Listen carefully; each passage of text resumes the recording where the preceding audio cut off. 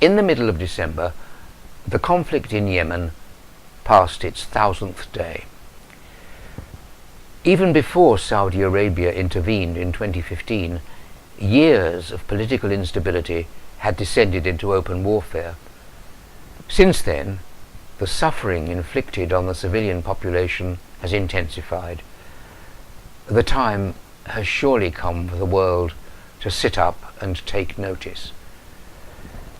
I call my piece Yemen's 1000 Days of Agony, A Way Out. Dubbed by the Romans Arabia Felix, fertile or fortunate Arabia, the southern stretch of the Arabian peninsula that we know as Yemen is now universally described as, quote, the world's worst humanitarian disaster, unquote. Tuesday, December the 19th, 2017, marked the 1000th day of the conflict that has torn the country apart. The nation is on the brink of famine. The United Nations reckons that 3/4 of Yemen's 28 million people need some kind of humanitarian aid. Mounting rubbish, failing sewerage, and wrecked water supplies have led to the worst cholera outbreak in recent history. What has brought Yemen to this catastrophic state of affairs? Well, it all started in the sadly misnamed Arab Spring uprisings of 2011. Mass protests and near assassination of the then president, Ali Abdullah Saleh, and pressure from neighbouring states forced Saleh to step down in favour of his vice president, Abd Rabbo Mansour Hadi. Hadi sponsored a draft constitution in 2015 proposing a federal system split between northerners and southerners, but it was rejected by the Iran-backed Houthi rebels. The Houthis are a fundamentalist Shia group whose philosophy is summarized with blinding clarity by its flag, which consists of 5 statements in Arabic, the first and the last in green, the middle 3 in red. They read, and quote, God is great, death to America, death to Israel, a curse on the Jews, victory to Islam. Although a Sunni Muslim, ex-President Saleh seemed intent on maneuvering a return to power in collaboration with the Shia-affiliated Houthis. It was through Saleh that the Houthis were able to gain control of most of the Yemeni military, including its air force. As a result, and supported with military hardware from Iran's Revolutionary Guards, the Houthis overran large tracts of the country, including the capital city, Sana'a. In Yemen, as across the Middle East, Islam is at war with itself, as the deadly rivalry between Saudi Arabia's ruling party, guardians of the Sunni tradition of Islam, and Iran's equally uncompromising Shia-based Islamic revolution plays itself out. Although other military groups roam the country, the main principals are the Iranian-supported Houthi rebels and Saudi Arabia, which, determined to prevent Iran from extending its footprint into the Arabian Peninsula, intervened in March 2015 to beat back the Houthis.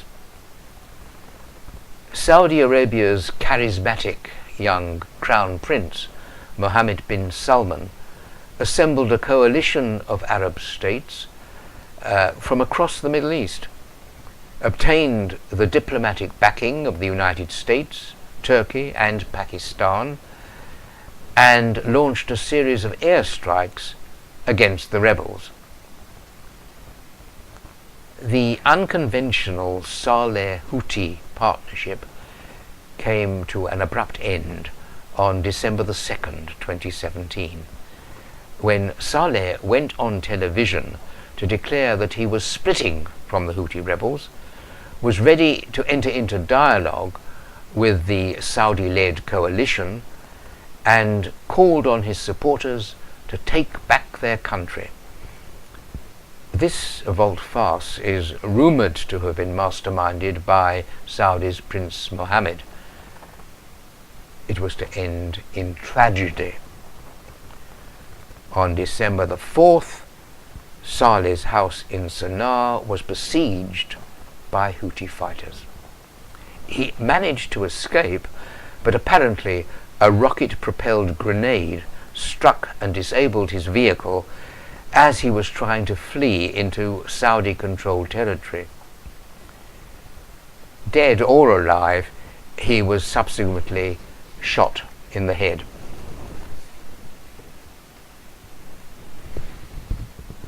Nearly 3 years of combat have not succeeded in defeating the Houthis. On the contrary, time seems to have emboldened them. Using Iranian hardware, they've started firing ballistic missiles into Saudi Arabia itself, the latest on December the 18th. Although the Houthis were responsible for initiating the turmoil in the first place, it's the Saudis and their coalition who are at the receiving end of the world's opprobrium for the humanitarian devastation that the conflict has wrought. More than 350 high-profile figures, including 6 Nobel Peace Prize laureates, marked the 1000th day of the Civil War by calling on leaders of France, the United States, and the United Kingdom to use their seats on the United Nations Security Council to act as peace brokers. The moment may be opportune. After investing billions of dollars in the war, Prince Mohammed is said to want to cut his military losses and withdraw from Yemen in exchange for some diplomatic arrangement. Getting ex-President Saleh to change sides was his first unsuccessful ploy. Can he possibly mastermind a situation that can extricate Saudi Arabia from the conflict without leaving Iran as victors?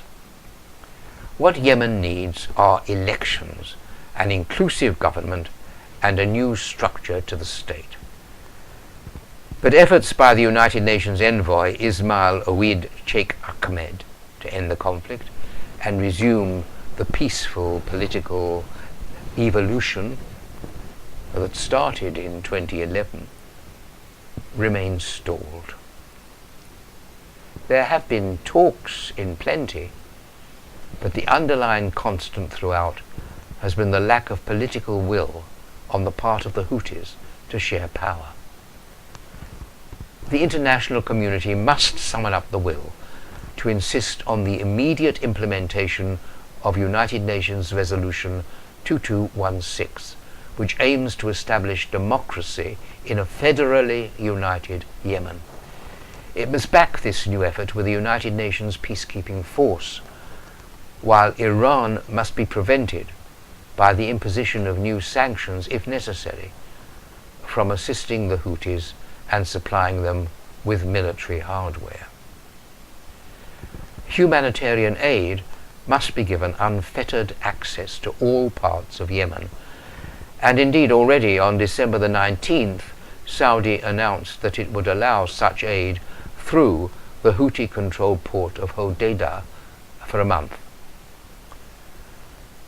A lasting political deal would of course involve the end of the Saudi-led military operation, and probably a major financial commitment by Saudi to fund the rebuilding of the country.